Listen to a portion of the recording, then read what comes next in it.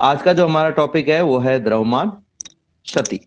द्रव्यमान क्षति क्या चीज है ये जानना बेहद ही जरूरी है, लेकिन उसके लिए एक छोटा सा सवाल मैं आपसे पूछूंगा और मुझे उम्मीद है कि आप बहुत ही सही से इसका आंसर देंगे। मान लीजिए कि आपके पास में सेब है और पास में केले हैं। 10 सेब हैं और 10 केले हैं, ठीक है, या 10 चीकू मान लेते हैं अपन। 10 चीकू हैं। प्रत्येक सेब का जो द्रव्यमान है वो 20 ग्राम है मान लीजिए, और चीकू का जो द्रव्यमान है वो है मान लीजिए 10 ग्राम। यदि आप इनको एक टोकरी में रख दो तो टोटल द्रव्यमान कितना हो जाएगा? 10 तो आपके पास में क्या है बच्चों? सेब है, एप्पल है, ठीक है, और 10 आपके पास में चीकू हैं। प्रत्येक सेब का द्रव्यमान 20 ग्राम है, प्रत्येक चीकू का द्रव्यमान 10 ग्राम है। आपको बताना है कि ये टोकरी में अगर रखे हुए हो तो टोटल द्रव्यमान कितना होगा। तो आप में से कई लोग ये सोच रहे होंगे कि भाई कुछ भी नहीं करना है इसमें, तो हमें, हाँ बताओ बेटा। 300 ग्राम होगा सर। 300 ग्राम होगा। और बड़ा ही आसान है हमारे लिए कि भाई एक सेब का द्रव्यमान 20 ग्राम है और हमें 10, तो 10 इंटू 20 ग्राम बराबर 200 ग्राम हो गया। और इसी तरीके से अगर हम एक चीकू का द्रव्यमान देखें तो 10 ग्राम है, उसको अगर हम 10 से गुणा कर देंगे, क्योंकि 10 चीकू हैं तो 100 ग्राम आ जाएगा हमारे पास में, और इन दोनों को जोड़ देंगे तो 300 ग्राम आ जाएगा। बहुत ही परफेक्ट आंसर है आपका, और होना भी यही चाहिए। अगर इसी प्रकार से मैं आपसे एक सवाल करूं कि देखिए किसी भी परमाणु की हम बात करें तो उस परमाणु में नाभिक होता है, नाभिक में न्यूट्रॉन्स होते हैं, प्रोटॉन्स होते हैं, परमाणु के चारों ओर इलेक्ट्रॉन चक्कर लगाते हैं। तो ऑक्सीजन के परमाणु में 8 प्रोटॉन होते हैं, 8 न्यूट्रॉन होते हैं और 8 ही इलेक्ट्रॉन होते हैं, ठीक है। एक प्रोटॉन का जो द्रव्यमान है वो 1.00727 है। एक न्यूट्रॉन जो द्रव्यमान है वो 1.00866 है, और एक इलेक्ट्रॉन का जो द्रव्यमान है वो है 0.00055। परमाणु का आपको द्रव्यमान निकालना है, ठीक है बच्चों। तो आपको क्या करना पड़ेगा? सिंपल सी बात है कि जो उस ऑक्सीजन परमाणु का निर्माण कर रहे हैं उन सबका द्रव्यमान आप जोड़ दीजिए। ये जो द्रव्यमान मैंने लिए हैं वो AMU यानी परमाणु द्रव्यमान मात्रक में है। एक प्रोटॉन का द्रव्यमान 1.00727 है। अगर आपको 8 प्रोटॉनों का द्रव्यमान निकालना है तो 8 से गुणा कर दीजिए, ये प्रोटॉनों का द्रव्यमान आ जाएगा। इस प्रकार से एक न्यूट्रॉन का द्रव्यमान 1.00866 है। अगर आपको 8 न्यूट्रॉनों का द्रव्यमान निकालना है तो 8 से गुणा कर दीजिए। और इसी प्रकार से एक इलेक्ट्रॉन का द्रव्यमान 0.055 है। 8 इलेक्ट्रॉनों का द्रव्यमान निकालना है तो 8 से इसको गुणा कर दीजिए। और अगर हम इन तीनों को जोड़ दें तो जो हमारे पास में एक मैं बात कर रहा था ऑक्सीजन की परमाणु की, जिसमें 8 प्रोटॉन थे, 8 न्यूट्रॉन थे और 8 ही इलेक्ट्रॉन थे, हमारे पास में इस ऑक्सीजन परमाणु का द्रव्यमान आ जाना चाहिए। तो हम इसको जोड़ देते, जोड़ने के लिए इनके बीच में प्लस लगा देते हैं। इन सब में से आप देखोगे कि आप या तो 8 को कॉमन ले लो तो बचेगा आपके पास में बचेगा 1.00727 प्लस 1.00866 प्लस 0.00055, यानी कि इस संख्या और इस संख्या को आपस में जोड़ करके 8 से गुणा कर लो। और या फिर आप ऐसा भी कर सकते हो कि इन सबको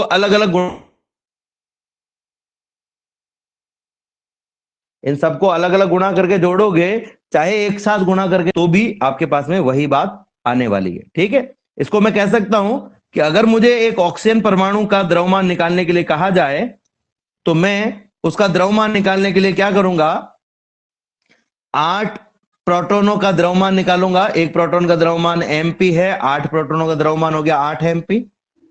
इसी तरीके से एक न्यूट्रॉन का द्रव्यमान mn है, 8 न्यूट्रॉनों का द्रव्यमान हो जाएगा 8 mn। और एक इलेक्ट्रॉन का द्रव्यमान जो है वो me है, 8 इलेक्ट्रॉनों का द्रव्यमान हो जाएगा 8 me। इन सबको हम जोड़ देंगे।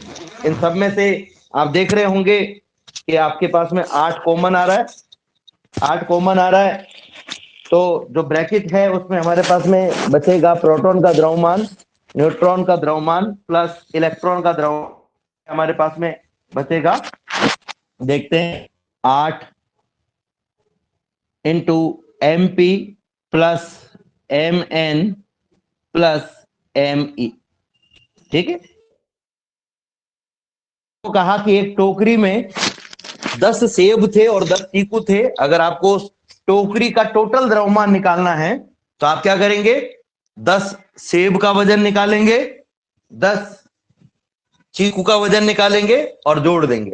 आप में से कुछ और एक्स्ट्रा ऑर्डिनरी होंगे, वो कहेंगे कि सर इसमें टोकरी का वजन तो हमने जोड़ा ही नहीं, तो टोकरी का वजन। इसी तरीके से मैं ऑक्सीजन परमाणु का वजन निकालना चाहता हूं, द्रव्यमान निकालना चाहता हूं। हम यहां पर क्या करते हैं बच्चों, हमारे पास में जो इक्वेशन आया है उसमें हम देख रहे हैं कि 8 को हमें इलेक्ट्रॉन प्रोटॉन और न्यूट्रॉन के द्रव्यमान को जोड़ करके जो भी संख्या आएगी उससे गुणा करना। तो अगर मैं इस राशि का मान निकालना चाहता हूं तो मुझे इलेक्ट्रॉन प्रोटॉन और न्यूट्रॉन के द्रव्यमानों को जोड़ना पड़ेगा और जो आएगा उसको 8 से हम गुणा कर देंगे। इलेक्ट्रॉन का द्रव्यमान, सॉरी प्रोटॉन का द्रव्यमान 1.00727, न्यूट्रॉन का 1.00866 और इलेक्ट्रॉन का 000 को 7 और 6 13 और 5 18 के 8 हाथ से लगा एक, 6 8 और 5 13 और 1 14 के 4 हासिल का लगा 1, 8 और 7 15 और 1 16 के 6 हासिल का लगा 1, और ये आ जाएगा हमारे पास में यहां पर 1 0 और ये 2। ठीक है, सही है ना।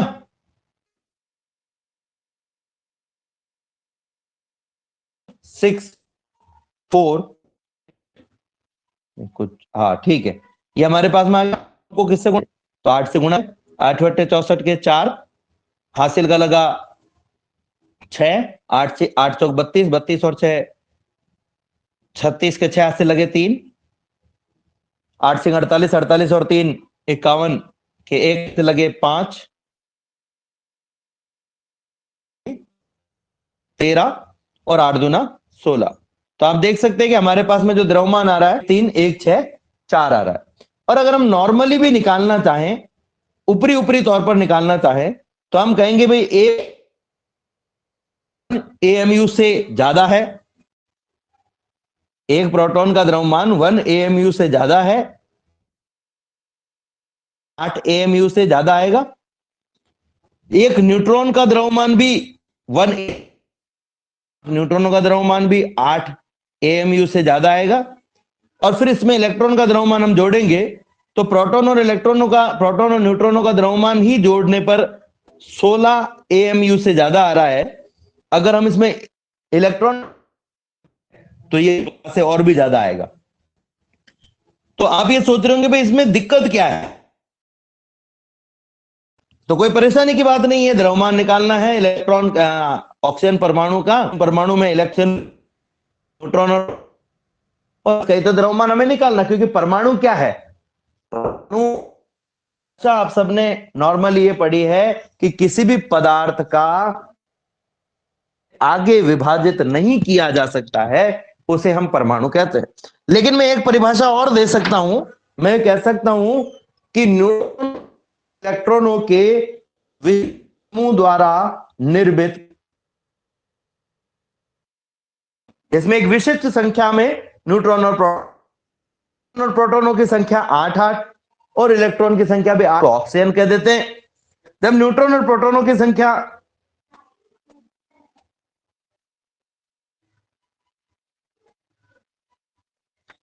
आशुतोष सेन का एक प्रश्न है, उस पर हम बाद में बात करेंगे, पहले अपन चर्चा कर लेते हैं तो अपने आप उन सब चीजों पे आ जाएंगे हम। तो मैं जो बात कर रहा था उसी पर मैं आ रहा हूं कि ये जो न्यूट्रॉन और प्रोटॉन है, इनकी संख्या जब 7-7 होती है और इलेक्ट्रॉन की संख्या भी जब 7 होती है तो इसको हम नाइट्रोजन कह देते हैं। जब इनकी संख्या 6 होती है तो हम इसको कार्बन कह देते हैं। पर है ये परमाणु है, ये दिखने में अलग अलग नहीं है, ये आकार में अलग अलग है, द्रव्यमान में अलग अलग है, आयतन में अलग अलग है, दिखने में अलग अलग नहीं, एक ऐसे ही होने चाहिए। पहली बात तो परमाणु को हम डायरेक्टली देख नहीं पा रहे हैं, पर मान लो देख पाते तो इनका कोई अलग कलर कॉम्बिनेशन नहीं है, ये लाल रंग का है, ये पीले रंग का है, ये हरे रंग का है। पर जो इंपॉर्टेंट बात है वो ये है कि ये महत्वपूर्ण बात कि अगर मैं कहूं कि एक टोकरी में, उस टोकरी का द्रव्यमान 20 ग्राम है सपोज, उसमें 10 सेब रखे, 10 चीकू रखे, जो मैंने आपको वजन बताया था उस वजन के हिसाब से 20 ग्राम प्रति सेब का द्रव्यमान है, 10 ग्राम प्रति चीकू का द्रव्यमान है, 20 ग्राम की टोकरी इसमें हमने रख दी है। और जब हम इनको एक साथ रखते हैं और हम देखते हैं कि इसका वजन जो है वो 320 ग्राम होना चाहिए था, टोकरी द्रव्यमान नहीं है, या मान लो टोकरी का द्रव्यमान भी है, हम कहेंगे 320 ग्राम होना चाहिए था, इसका द्रव्यमान आपको 299 ग्राम ही प्राप्त हो, 299 ग्राम ही प्राप्त हो। तो ये बड़े आश्चर्य की बात होगी कि भाई 21 ग्राम द्रव्यमान कहां गया, 21 ग्राम द्रव्यमान कहां चला गया। अब आप में से कुछ लोग सोच रहे होंगे, हो सकता है टोकरी में रखते समय या तो कोई सेब गिर गया हो सकता है किसी का वजन कम हो गया हो, टोकरी में कोई ऐसा जादू हो। ऐसा तो संभव नहीं है कि वजन कम हो जाएगा, द्रव्यमान कम हो जाएगा, सेब गिर गया हो, या हो सकता है कि इन्होंने आपस में जब बंध बनाया हो तो इनके द्रव्यमान में, प्रत्येक के द्रव्यमान में कोई ना कोई कमी आ गई हो। लेकिन एक और खास बात नोटिस की गई कि जब इस टोकरी से इन सेबों को निकाल करके अलग अलग तोला जाता है, वापस से प्रत्येक सेब का द्रव्यमान 20 ग्राम आ रहा है, प्रत्येक चिक्कू का द्रव्यमान 10 ग्राम आ रहा है, टोकरी का द्रव्यमान 20 ग्राम आ रहा है। यानी अलग अलग तोल रहे तो 320 आ रहा है, एक साथ तोल रहे तो 299 आ रहा है। तो ये तो गड़बड़ वाली बात है कि नहीं है। तो इसी तरीके से ये देखा गया कि ऑक्सीजन परमाणु अलग अलग जो न्यूक्लियॉन्स है, प्रोटॉन है, न्यूट्रॉन्स है, इलेक्ट्रॉन्स है, इनको अलग अलग तोला जाए और कुल द्रव्यमान निकाला जाए तो 16.13 समथिंग हमारे पास में आता है, 13 AMU। लेकिन यदि एक ऑक्सीजन परमाणु को तोला जाए जिसमें 8 न्यूट्रॉन हो, 8 प्रोटॉन हो, कि इन सबको एक साथ तोला जाए और एक साथ तोला जाए, देखा गया कि ऑक्सीजन का जो द्रव्यमान है वो 15.99 AMU के। तो बड़ी कमाल की बात हो गई कि अलग अलग तोला तो 16.13 आ रहा है, एक साथ तोलो 9 आ रहा है, तो ये द्रव्यमान गया, ये द्रव्यमान कहां चला गया। यह भी देखा गया कि यदि ऑक्सीजन परमाणु को अपने अवयवी घटकों इलेक्ट्रॉन, प्रोटॉन और न्यूट्रॉनों में अलग अलग कर दिया जाए और सबको अलग अलग तोल, हो सकता है कि इनको जोड़ते समय कुछ गड़बड़ हो गई तो फिर से, तो ये देखा गया कि फिर से अलग अलग तोलने पर इनका द्रव्यमान फिर से 16.13, यानी कि एक साथ तोलो तो अलग आ रहा है और अगर एक अलग अलग तोलो तो अलग आ रहा है। ऐसा क्यों? ऑक्सीजन परमाणु बनने के बाद में ऐसा क्या हुआ कि जो टोटल द्रव्यमान है वो जितना हमें प्राप्त होना चाहिए था उससे कम प्राप्त हुआ। तब एक आइंस्टीन का जो द्रव्यमान ऊर्जा तुल्यता संबंध है उसको उपयोग करते हुए एक वक्तव्य दिया गया। द्रव्यमान ऊर्जा तुल्यता संबंध क्या है? डेल एम सी स्क्वायर या एम सी स्क्वायर। ये कहा गया कि जब भी न्यूक्लियॉन्स, ध्यान से सुनिएगा मेरी बात को, न्यूक्लियॉन्स आपस में अनुक्रिया करके एक आकर्षण बल से जुड़ते हुए परमाणु या नाभिक का निर्माण करते हैं तो इन न्यूक्लियनों के कुल द्रव्यमान में कमी आ जाती है। इन न्यूक्लियनों के कुल द्रव्यमान में कमी आ जाती है, और ये जो द्रव्यमान में कमी आई है ये कहलाती है द्रव्यमान क्षति। क्या कहलाती है? द्रव्यमान क्षति। यानी अगर मुझसे कोई कहे कि द्रव्यमान क्षति का मान निकाल के बताओ, तो हम क्या कहेंगे कि किसी भी परमाणु के न्यूक्लियनों का द्रव्यमान तोल लो अलग अलग, और उसमें से नाभिक का द्रव्यमान घटा दो। नाभिक मतलब उनका एक साथ जो द्रव्यमान आया है, एक साथ तोलने पर जो द्रव्यमान आया है उसे घटा दीजिए।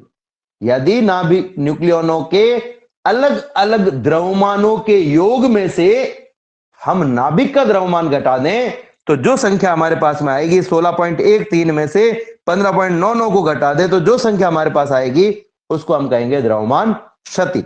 यहां पर रफली अगर हम देखें तो 0.14 हमारे पास में आ रहा है, लेकिन एग्जैक्टली हम जब निकालेंगे तो इसका मान कुछ और भी होगा। हम एक रफ आइडिया देख रहे हैं फिलहाल।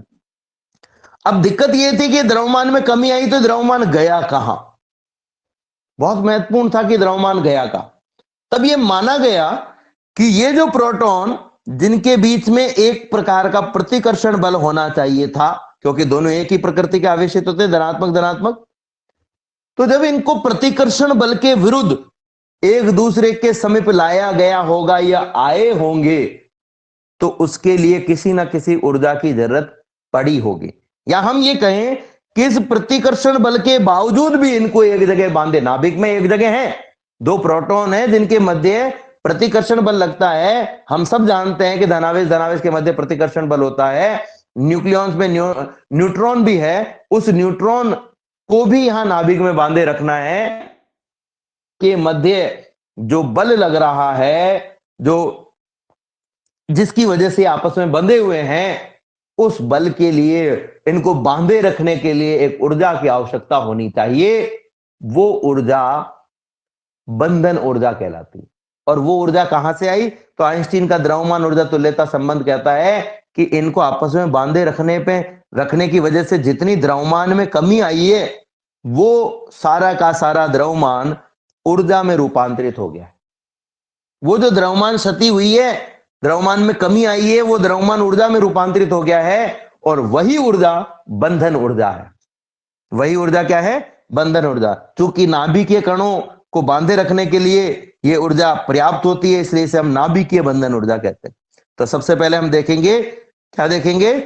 द्रव्यमान क्षति। परीक्षा में प्रश्न भी आता है द्रव्यमान क्षति किसे कहते हैं, तो हम कहेंगे परमाणु की नाभिक की अगर हम बात करें, परमाणु के नाभिक में न्यूक्लियनों के कुल द्रव्यमान, न्यूक्लियनों के कुल द्रव्यमान और नाभिक के द्रव्यमान का अंतर, न्यूक्लियनों के कुल द्रव्यमान और नाभिक के द्रव्यमान का अंतर द्रव्यमान क्षति कहलाता है।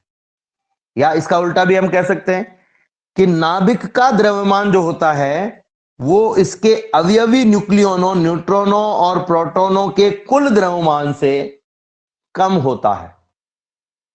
द्रव्यमान का ये अंतर, यानी कि कितना कम है, ये अंतर द्रव्यमान क्षति कहलाता है। तो अब अगर आपको कोई कहे भाई द्रव्यमान क्षति का मान निकालो, तो कैसे निकालोगे? हम कहेंगे भाई द्रव्यमान क्षति का मान निकालना तो बिल्कुल सिंपल है, न्यूक्लियनों का द्रव्यमान निकालो।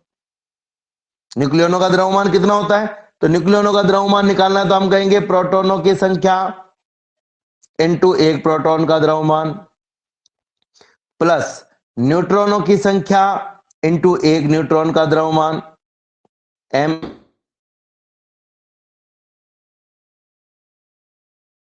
एक न्यूट्रॉन का द्रव्यमान, इसमें से तो न्यूक्लियनों का कुल द्रव्यमान आ जाएगा आपके पास में, माइनस नाभिक का द्रव्यमान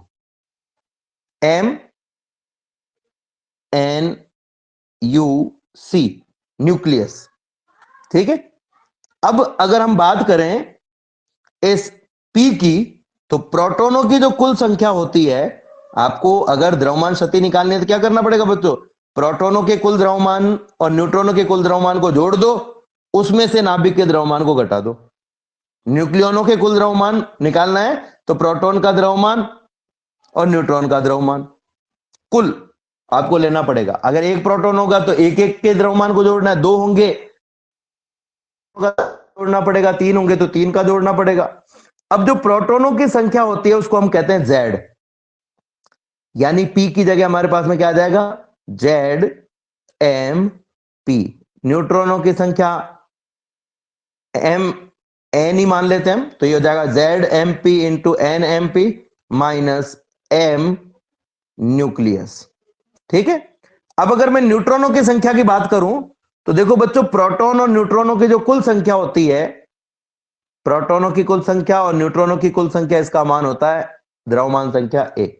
प्रोटॉनों की कुल संख्या को आप सब जानते हो, हम Z से व्यक्त करते हैं, तो हम कह सकते हैं Z प्लस n बराबर A।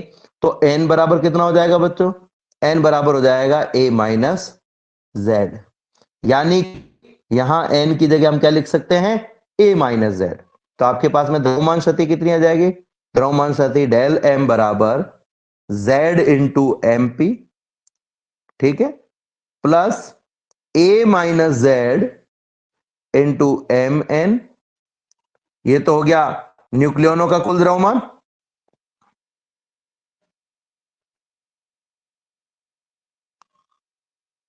ये न्यूक्लियनों का कुल द्रव्यमान हो गया, ठीक है। और इस न्यूक्लियनों के कुल द्रव्यमान में से आपको क्या करना है, नाभिक का द्रव्यमान घटा देना है। नाभिक का द्रव्यमान minus M N U C, N U C यानी न्यूक्लियस। तो ये आपके पास में द्रव्यमान शक्ति आ जाएगी। ठीक है बच्चों, एक बार फिर से हम समझ लेते हैं। मैंने क्या कहा था कि किसी भी नाभिक का द्रव्यमान इसके अवयवी न्यूक्लियनों, यानी इसमें जितने न्यूक्लियॉन्स हैं, जितने न्यूट्रॉन्स हैं, जितने प्रोटॉन्स हैं, द्रव्यमान का ये जो अंतर है, द्रव्यमान में ये जो कमी है, हम या इसको यूं कह सकते हैं कि न्यूक्लियनों का निर्माण किया जाता है तो नाभिक का द्रव्यमान न्यूक्लियनों के कुल द्रव्यमान से कम होता है। द्रव्यमान में आई इस कमी को द्रव्यमान क्षति कहते हैं। द्रव्यमान क्षति का मान निकालना है तो न्यूक्लियनों का द्रव्यमान का योग निकालो, उसमें से नाभिक का द्रव्यमान घटा दो। न्यूक्लियनों के द्रव्यमान का योग निकालना है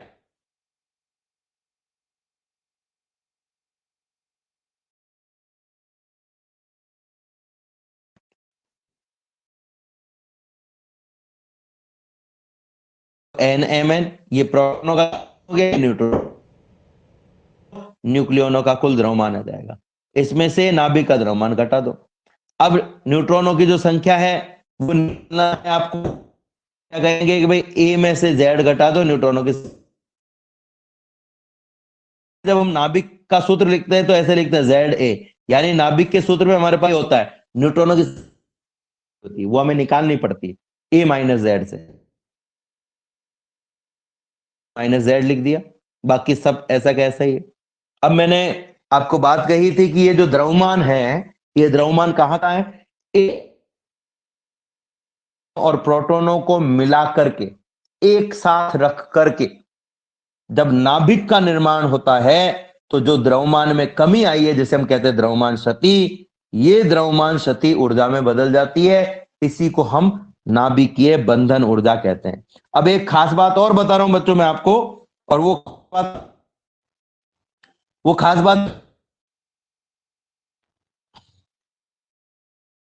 चेंज कर लेता हूं, वॉइस प्रॉब्लम जो है वो सॉल्व हो जाएगी।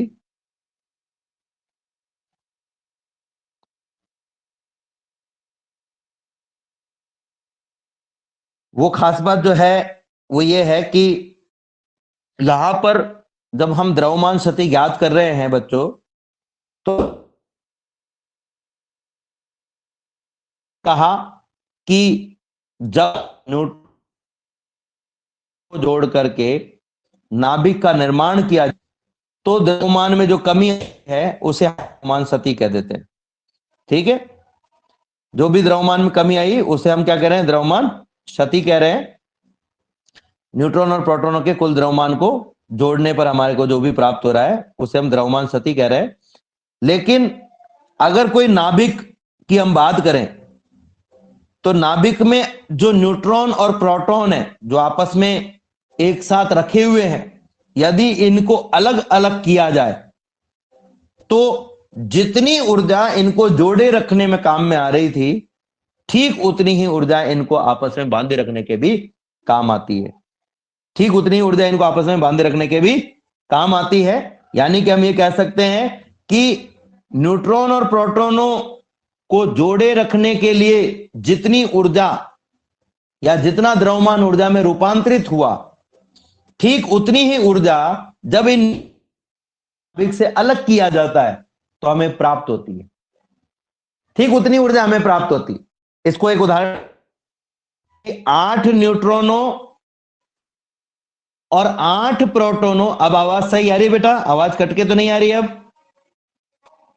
नहीं सर। बच्चों अब ठीक है? Yes sir. ठीक है। 8 न्यूट्रॉनों और 8 प्रोटॉनों को जब एक साथ रखा जाता है तो इनके द्रव्यमान में कमी आती है, ये हमने पढ़ा। और वो द्रव्यमान में जो कमी है वो इनकी बंधन ऊर्जा के रूप में चेंज हो जाती है, यानी इनको जोड़े रखने के लिए आवश्यक ऊर्जा के रूप में हमें प्राप्त होती है, हम चेंज हो जाती है, जिसे हम नाभिकीय बंधन ऊर्जा कहते हैं।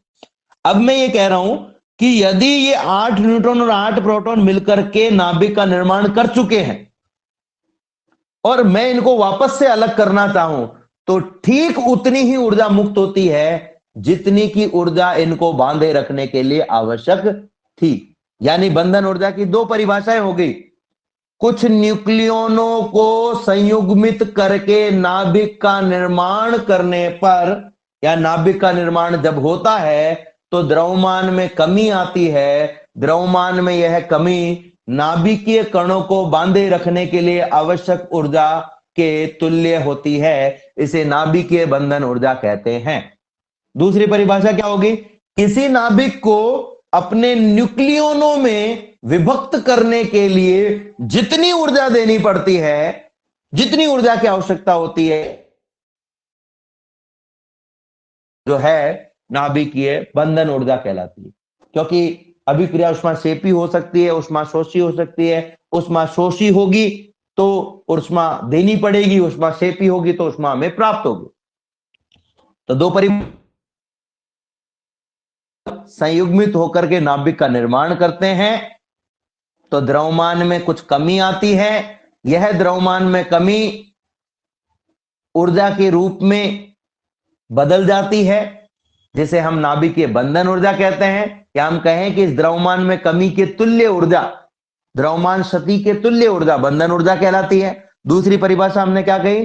दूसरी परिभाषा हमने कही कि जब किसी नाभिक को अपने अवयवी कणों में रूपांतरित किया जाता है तो अवयवी कणों में रूपांतरित करने के पर इनसे जो ऊर्जा मुक्त होती है या ऊर्जा की आवश्यकता होती है, उस ऊर्जा को हम कहते हैं नाभिकीय बंधन ऊर्जा। ठीक है? तो अब अगर नाभिकीय बंधन ऊर्जा का मान निकालना है तो हम क्या कहेंगे? E बराबर द्रव्यमान में कितनी क्षति हुई उसके सापेक्ष ऊर्जा निकाल लीजिए। तो ये जो डेल एम इंटू सी स्क्वायर है, ये कहलाएगा डेल एम सी स्क्वायर, नाभिकीय बंधन ऊर्जा कहलाएगा। या नाभिकीय बंधन ऊर्जा निकालनी तो आपको पहले क्या निकालना पड़ेगा बच्चों? द्रव्यमान क्षति। अब जैसे अपन ने उदाहरण किसका लिया था? ऑक्सीजन का। तो ऑक्सीजन के उदाहरण से हम देखें कि अगर हमें ऑक्सीजन के नाभिक की बंधन ऊर्जा निकालनी है तो क्या करना पड़ेगा? ऑक्सीजन के न्यूट्रॉनों का कुल द्रव्यमान, प्रोटॉनों का कुल द्रव्यमान, ये निकालना है। न्यूट्रॉनों का कुल द्रव्यमान कितना है?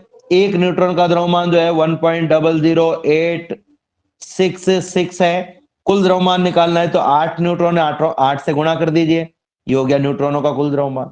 ऐसे प्रोटॉनों का कुल द्रव्यमान निकालना है तो 8 प्रोटॉन और एक प्रोटॉन का द्रव्यमान 1.00727 होता है, ये गुणा कर दिया। ये टोटल हमारे पास में इन दोनों का कुल द्रव्यमान आ गया।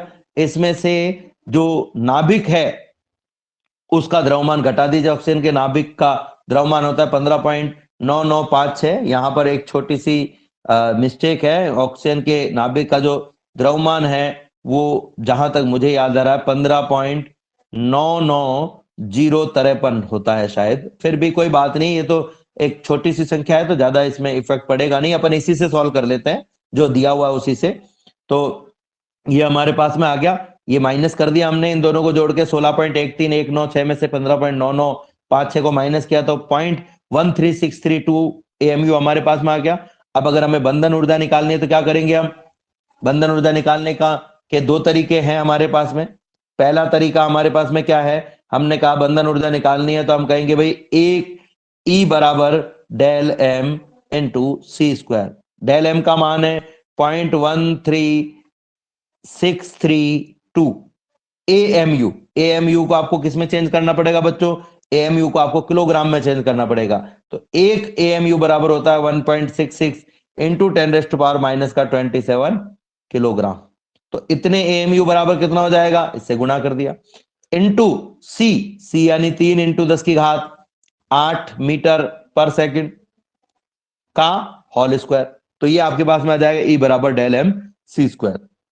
और वही बात की ये जो मान आएगा आपके पास में वो जूल में आएगा। अगर आपको इसको इलेक्ट्रॉन वोल्ट में कन्वर्ट करना है तो ये जो भी मान आपके पास में आएगा उस मान को आप क्या करेंगे? उस मान को आप ई से गुणा करेंगे और ई से भाग दे देंगे। मान लो ये मान एक्स आ गया, गुणा भाग करने पर इसको ई से, ये एक्स जो मान आएगा वो जूल में आएगा। इसको ऊपर ई से गुणा कर दो, नीचे ई से भाग दे दो। जो नीचे वाला ई है उसकी जगह आप लिख दो 1.6 इंटू 10⁻⁻19 कूलाम। तो इस x में जो भी गुणा भाग करने के पास में आपके पास में आएगा उसमें 1.6 इंटू 10⁻⁻19 का भाग दोगे तो आपके पास में एक संख्या आ जाएगी। मान लीजिए वो संख्या y है। अब आपके पास में y के अलावा क्या बच गया? y के अलावा हमारे पास में एक तो E बच गया है, एक जूल बच गया है और एक कूलाम बच गया है। ये कूलाम भी बचा हुआ है। जूल प्रति कूलाम बराबर होता है वोल्ट। तो ये आपके पास में इसकी जगह आ जाएगा वोल्ट, यानी जो भी मान आएगा वो इलेक्ट्रॉन वोल्ट में आ जाएगा, जहां पर y क्या है? एक संख्या है। ठीक है। दूसरा तरीका आपके पास में क्या है? हम कहेंगे कि हम पहले ही ये निकाल चुके हैं कि अगर द्रव्यमान 1 AMU हो तो इसके तुल्य ऊर्जा का मान 933 होता है। लेकिन एक्चुअल में कुछ ऊर्जा का ह्रास हो जाता है, इसलिए इसको 933 की जगह 931 मिलियन इलेक्ट्रॉन वोल्ट हम मानते हैं। एक AMU के तुल्य इतनी ऊर्जा है। लेकिन हमारा जो द्रव्यमान शक्ति वो कितनी है? 0.13632 है AMU। इसके तुल्य निकालनी, तो एक AMU के तुल्य इतनी है, तो इतने AMU के तुल्य कितनी होगी? गुणा कर दीजिए। जैसे हम कहें भाई एक AMU के तुल्य 931 है, 2 AMU के तुल्य कितनी होगी? तो आप इसको 2 से गुणा कर दोगे। 3 AMU के तुल्य कितनी? तो आप 3 से गुणा कर दोगे। 4 AMU के तुल्य कितनी? तो आप 4 से गुणा कर दोगे।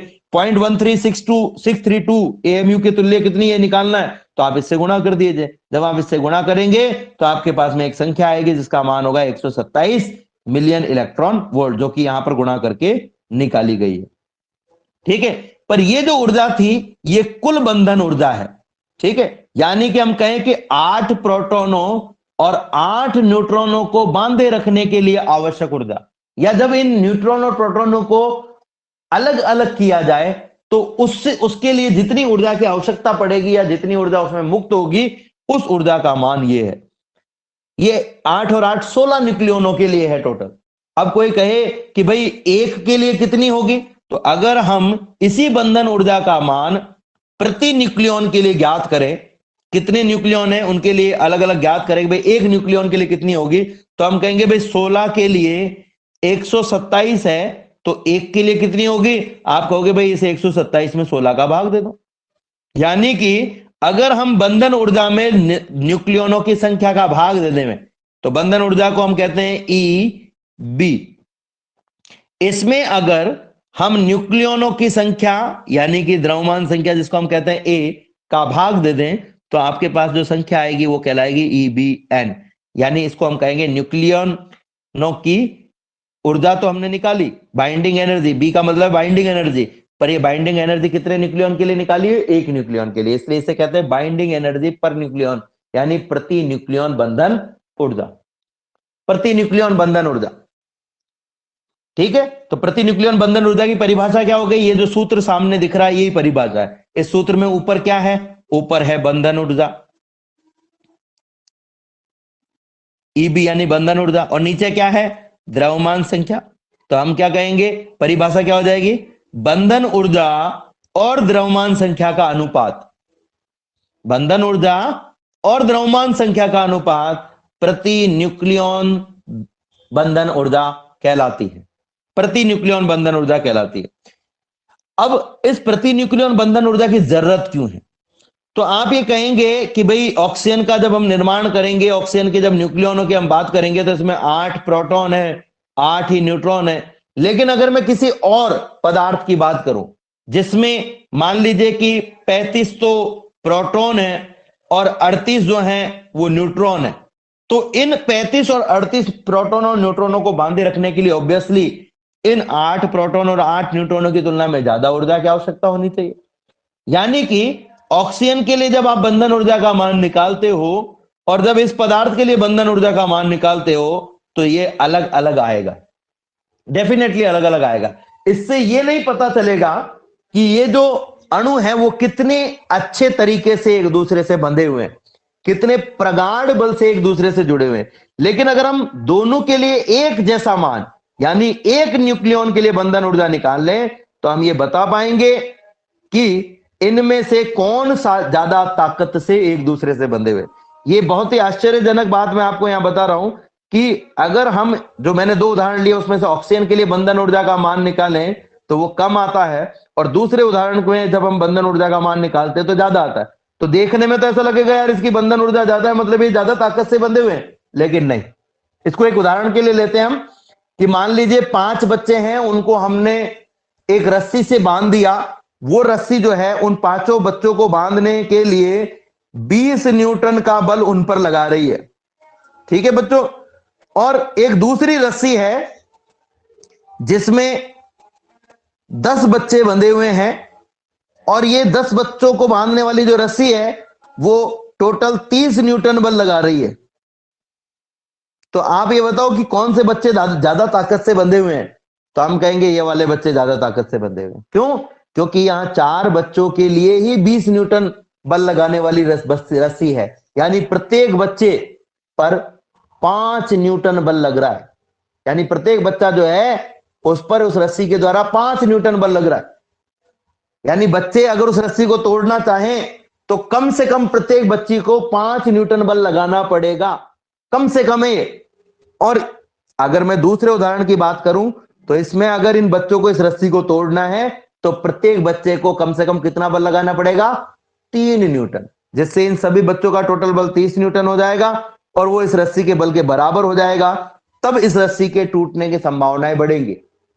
तो इस वाले भाग में हम क्या कह रहे हैं कि रस्सी को तोड़ना आसान है और जो पहला वाला भाग था उसमें रस्सी को तोड़ना थोड़ा मुश्किल है। रस्सी को तोड़ना मुश्किल है, रस्सी को अगर मैं बंधन ऊर्जा की तरह मानूं जो उनको बांधे रखने के लिए काम आ रही, तो हम कहेंगे पहले वाले में ज्यादा ताकत से बंधे हुए, दूसरे वाले में कम ताकत से। यानी हम ये कह सकते हैं कि केवल बंधन ऊर्जा का जो मान है उसके आधार पर देखते तो हम कहते हुए पहले की बंधन ऊर्जा 20 है, 20 न्यूटन के बंधन के लिए जो बल लगाया गया वो 20 न्यूटन है, दूसरे के लिए 30 न्यूटन, दूसरे का ज्यादा है, यानी ज्यादा ताकत से दूसरे बंधा हुआ होना चाहिए। लेकिन हमने देखा कि वास्तव में दूसरा वाला जो है वो कम ताकत से बंधा हुआ है, पहला वाला ज्यादा ताकत से बंधा हुआ है। तो इसीलिए अगर आपको यह पता लगाना है कि किस परमाणु में, किस नाभिक में न्यूक्लियॉन ज्यादा प्रबलता से एक दूसरे से जुड़े हुए हैं, तो आपको प्रति न्यूक्लियॉन बंधन ऊर्जा ज्ञात करनी पड़ेगी। अब प्रति न्यूक्लियॉन बंधन ऊर्जा जिसको हमने क्या कहा, EBN, ये बराबर क्या था, EB अपॉन A। EB का मान कितना, अभी हमने देखा डेल M C स्क्वायर से आप निकाल सकते हो अपॉन A। ये जो डेल M है, इस डेल M का मान कितना होता है? तो डेल M का मान देखो, बंधन ऊर्जा का मान तो हमारे पास में क्या आया, बंधन ऊर्जा का मान तो हमारे पास में आया डेल M इंटू सी स्क्वायर, E बराबर डेल M इंटू सी स्क्वायर। यहां पर भी आप चाहो तो रख सकते हो डेल M का मान। डेल M का मान कितना होता है, ZMP plus A minus Z MN, ये हो गया न्यूक्लियनों का द्रव्यमान, माइनस M न्यूक्लियस। तो ये आपके पास में द्रव्यमान सती आ जाएगी। इस पूरे को आपको क्या करना है बच्चों, सी स्क्वायर से गुणा करना। ये बंधन ऊर्जा आपके पास में आ जाएगी। बंधन ऊर्जा निकालनी है तो द्रव्यमान सती को किससे गुणा कर दीजिए, सी स्क्वायर से गुणा कर दीजिए। तो देखिए यहां पर हमने किया हुआ है, ये द्रव्यमान सती को किससे गुणा किया हुआ है, सी स्क्वायर से गुणा किया गया है। अब आपको प्रति न्यूक्लियॉन बंधन ऊर्जा ज्ञात करनी है, तो ये जो आपने बंधन ऊर्जा ज्ञात की है यहां पर, इस बंधन ऊर्जा में A का भाग दे दीजिए। ये देखिए यहां पर हमने निकाला हुआ है। अब एक ग्राफ बनाया गया जो कि द्रव्यमान संख्या और बंधन ऊर्जा के बीच में था, जो कि आप यहां चित्र में देख रहे हो। और ये ग्राफ कैसा था, इस ग्राफ में देखा गया कि जो अणु थे उनकी बंधन ऊर्जा, अगर अलग अलग द्रव्यमान संख्या के अणुओं की बंधन ऊर्जा को मैं यहां पर डिनोट करना चाहूं, मान लीजिए एक परमाणु के लिए बंधन ऊर्जा का मान जो आया वो हमने पॉइंट बना दिया, दूसरे के लिए पॉइंट बना दिया, तीसरे के लिए। इन सबको अगर हम मिलाना चाहें तो ये ग्राफ कुछ इस तरह का आता है हमारे पास में, ये देख रहे हो आप, इस तरह का ग्राफ हमारे पास में आता है। इस ग्राफ की खास बात क्या थी? बहुत इंपॉर्टेंट ग्राफ है बच्चों। इस ग्राफ से कुछ प्रेक्षण लिए गए। इन प्रेक्षणों में सबसे पहला प्रेक्षण क्या था कि सभी नाभिकों के लिए प्रति न्यूक्लियन बंधन ऊर्जा का मान धनात्मक था। अब धनात्मक होने का मतलब क्या होता है? धनात्मक होने का मतलब यह है कि सभी में जब न्यूक्लियनों ने जुड़ करके, ध्यान से सुनिएगा मेरी बात को, न्यूक्लियनों ने जुड़ करके नाभिक का निर्माण किया है तो द्रव्यमान में कमी आई है। और ये द्रव्यमान में जो कमी आई है, ये द्रव्यमान में जो कमी आई है वो ऊर्जा के रूप में रूपांतरित हो जाती है। यानी कि इन नाभिकों को आपको, ये नाभिक में जो न्यूट्रॉन और प्रोटॉन है, इनको अलग करने के लिए आपको ऊर्जा देनी पड़ती। और जिसमें दो चीजों को अलग करने के लिए आपको ऊर्जा देनी पड़े वो हमेशा ज्यादा स्थायी होता है। जिसमें ऊर्जा देनी नहीं पड़े, अपने आप ही हमें ऊर्जा भी प्राप्त हो और वो अलग भी हो जाए, वो कम स्थायी होता है। तो पहली बात तो ये थी कि इनकी सबकी प्रति न्यूक्लियन बंधन ऊर्जा जो थी वो धनात्मक थी, यानी कि ये ज्यादा स्थायी है। दूसरा ये देखा गया कि ऐसे नाभिक जिनकी द्रव्यमान संख्या का मान 30 से कम था या 170 से ज्यादा था, उन सब के लिए प्रति न्यूक्लियन बंधन ऊर्जा का मान 8 मिलियन इलेक्ट्रॉन वोल्ट से कम प्राप्त होता था। 30 से कम वालों में भी और 170 से 30 से कम वालों में भी और 170 से ज्यादा वालों में भी। जिनकी द्रव्यमान संख्या का मान 30 से कम है उनमें भी, और जिनकी द्रव्यमान संख्या का मान 170 से ज्यादा है उनमें भी, जो प्रति न्यूक्लियन बंधन ऊर्जा उसका मान 8 मिलियन इलेक्ट्रॉन वोल्ट से कम प्राप्त होता था। और जिनकी द्रव्यमान संख्या 30 से लेकर के 170 के बीच में है, उनकी जो प्रति न्यूक्लियन बंधन ऊर्जा है, या तो उसका मान 8 मिलियन इलेक्ट्रॉन वोल्ट प्राप्त होता था या इससे ज्यादा, या तो 8 मिलियन इलेक्ट्रॉन वोल्ट या इससे ज्यादा प्राप्त होता था। अब महत्वपूर्ण बात क्या थी? मान लीजिए कि मैं ये कहूं कि किसी परमाणु या किसी नाभिक के लिए, ये नाभिक है, इसके लिए एक न्यूक्लियन की जो बंधन ऊर्जा है, प्रति न्यूक्लियन बंधन ऊर्जा है, उसका मान 5 मिलियन इलेक्ट्रॉन वोल्ट है। तो प्रति न्यूक्लियन बंधन ऊर्जा का एक मीनिंग और बता रहा हूं मैं आपको। प्रति न्यूक्लियन बंधन ऊर्जा का एक मीनिंग यह भी है कि आपको एक न्यूक्लियन को बाहर निकालने के लिए इतनी ऊर्जा की जरूरत पड़ेगी। अगर आपको एक न्यूक्लियन को बाहर निकालना है तो इतनी ऊर्जा आपको देनी पड़ेगी। अब सोचो कि आपके पास में दो नाभिक हैं, ए और बी, ये ए नाभिक है, दूसरा बी नाभिक है। ए नाभिक की प्रति न्यूक्लियन बंधन ऊर्जा का मान 5 मिलियन इलेक्ट्रॉन वोल्ट है और बी नाभिक की प्रति न्यूक्लियन बंधन ऊर्जा का मान 7 मिलियन इलेक्ट्रॉन वोल्ट है। इसका मतलब क्या हुआ? ए नाभिक से एक न्यूट्रॉन या एक प्रोटॉन को बाहर निकालने के लिए आपको 5 मिलियन इलेक्ट्रॉन वोल्ट ऊर्जा देनी पड़ेगी। और बी नाभिक से एक न्यूट्रॉन या एक प्रोटॉन को, ए से एक न्यूट्रॉन या प्रोटॉन को निकालने के लिए 5 मिलियन इलेक्ट्रॉन वोल्ट, और बी से एक न्यूट्रॉन या प्रोटॉन को बाहर निकालने के लिए 7 मिलियन इलेक्ट्रॉन वोल्ट ऊर्जा देनी पड़ेगी। तो मुझे बताओ बच्चों कि ए से न्यूक्लियन को बाहर निकालना ज्यादा आसान है या बी से?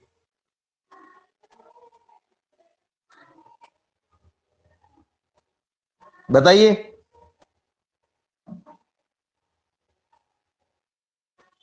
आंसर दीजिए बच्चों। क्या आप मुझे सुन पा रहे हैं? फिर से सुन लीजिए जो मैं बोल रहा हूं कि ए नाभिक की प्रति न्यूक्लियन बंधन ऊर्जा का मान 5 मिलियन इलेक्ट्रॉन वोल्ट है। यानी ए नाभिक से एक न्यूट्रॉन या एक प्रोटॉन को बाहर निकालने के लिए आपको 5 मिलियन इलेक्ट्रॉन वोल्ट ऊर्जा देनी पड़ेगी। और बी नाभिक से एक इलेक्ट्रॉन बोल दिया भाई मिस्टेक, न्यूट्रॉन या प्रोटॉन को बाहर निकालने के लिए 7 मिलियन इलेक्ट्रॉन वोल्ट ऊर्जा देनी पड़ेगी। तो मुझे ये बताओ कि ए नाभिक से न्यूट्रॉन या प्रोटॉन को बाहर निकालना आसान है या बी नाभिक से न्यूट्रॉन और प्रोटॉन को बाहर निकालना आसान है? ए नाभिक से सर।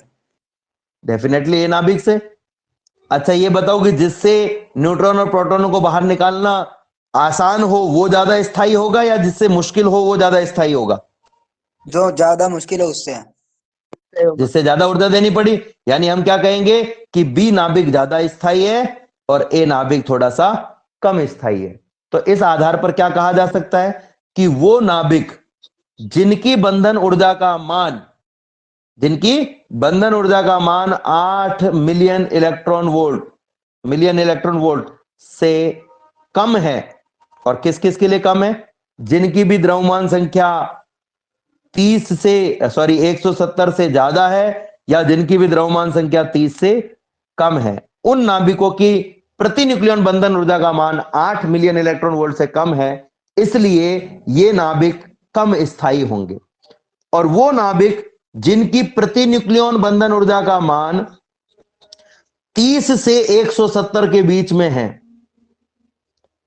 उनकी प्रति न्यूक्लियन बंधन ऊर्जा का मान 8 मिलियन इलेक्ट्रॉन वोल्ट से ज्यादा है या 8 मिलियन इलेक्ट्रॉन वोल्ट है, तो हम कहेंगे ज्यादा स्थायी होंगे। यानी कि 30 से 170 वाले ज्यादा स्थायी, 30 से कम वाले कम स्थायी और 170 से ज्यादा वाले भी कम स्थायी। ठीक है। एक और खास बात देखी गई कि कुछ विशिष्ट न्यूक्लियन संख्या वाले अणु थे या नाभिक थे जिनकी द्रव्यमान संख्या का मान इस संख्या जो हमने लिखी 30 इससे कम था, लेकिन फिर भी इनकी प्रति न्यूक्लियन बंधन ऊर्जा का मान 8 मिलियन इलेक्ट्रॉन वोल्ट या इसके आसपास था। जैसे हमने बात की प्रति न्यूक्लियन बंधन ऊर्जा के लिए ऑक्सीजन की, ये जो संख्या थी, एक खास बात थी कि ये सारी संख्याएं ऐसे नाभिक के जो न्यूक्लियनों की कुल संख्या यानी कि ए का मान या तो 4 था या 4 के पहाड़े में आने वाली कोई संख्या, जिसे हम कहेंगे 4 का पूर्ण गुणन, जैसे 4, 8, 12, 16, इनको मैजिक नंबर कहा गया। ठीक है। तो ये भी एक इसमें ऑब्जर्वेशन किया गया। अब इन ऑब्जर्वेशन से क्या क्या पता चलता है, इन ऑब्जर्वेशन से हमें क्या क्या पता चलता है, ये बात समझना। देखो बच्चों, हमने क्या कहा कि जिनकी न्यूक्लियन संख्या 30 से 170 के बीच में है वो ज्यादा स्थायी है। ठीक है। और जिनकी भी न्यूक्लियन संख्या 30 से कम है वो कम स्थायी है। तो जो कम स्थायी है वो ज्यादा स्थायी बनने के लिए क्या करेगा? अपनी प्रति न्यूक्लियन बंधन ऊर्जा को बढ़ाएगा।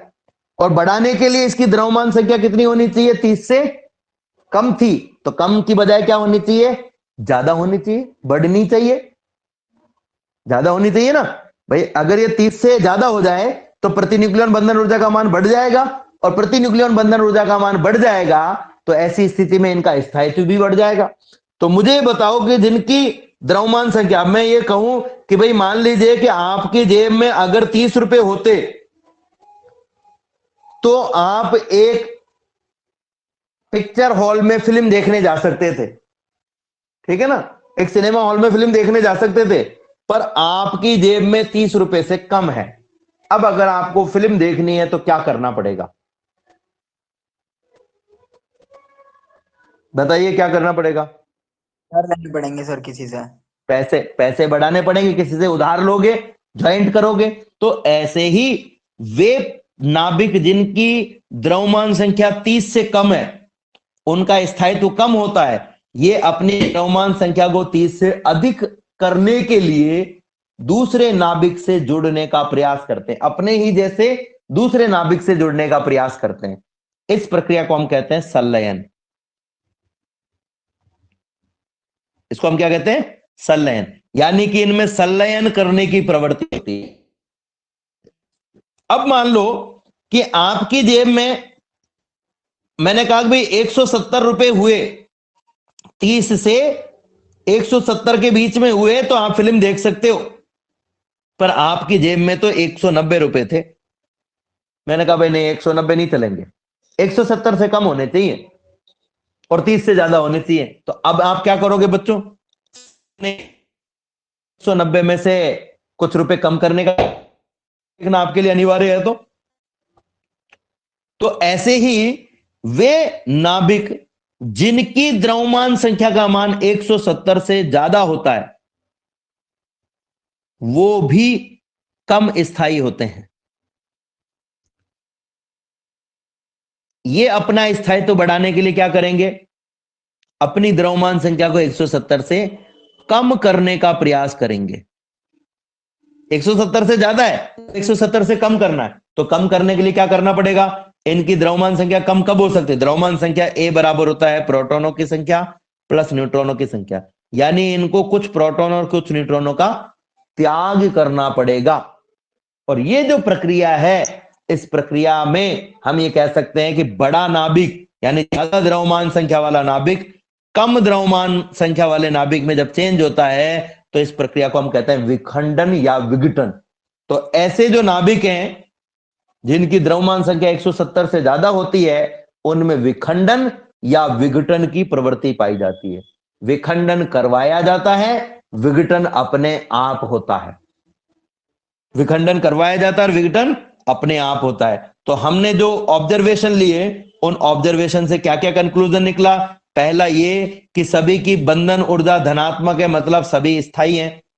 बस यही है कि कोई ज्यादा स्थायी है और कोई कम स्थायी है। ऐसे नाभिक जिनकी द्रव्यमान संख्या ए का मान 30 से कम है वो कम स्थायी हैं। ऐसे नाभिक जिनकी द्रव्यमान संख्या का मान 170 से ज्यादा है वो भी कम स्थायी हैं। ऐसे नाभिक जिनकी द्रव्यमान संख्या का मान 30 से तो ज्यादा है लेकिन 170 से कम है, 170 से कम है, वो नाभिक सर्वाधिक स्थायी है। इसलिए 30 से कम द्रव्यमान संख्या वाले नाभिक अपनी संख्या बढ़ाने के लिए इनमें संलयन की प्रवृत्ति पाई जाती है। और ऐसे नाभिक जिनकी संख्या का मान 170 है, यानी जिसमें न्यूट्रॉन और प्रोटॉनों की संख्या 170 से ज्यादा है, वो स्थायित्व प्राप्त करने के लिए, अधिक स्थायित्व प्राप्त करने के लिए न्यूट्रॉन और प्रोटॉनों की संख्या को कम करने का प्रयास करते हैं और हम ये कह सकते हैं इनमें विघटन की प्रवृत्ति पाई जाती है। तो बड़े नाभिकों में, बड़े नाभिक मतलब ज्यादा द्रव्यमान संख्या वाले नाभिक में विघटन की और छोटे नाभिकों में संलयन की प्रवृत्ति पाई जाती है।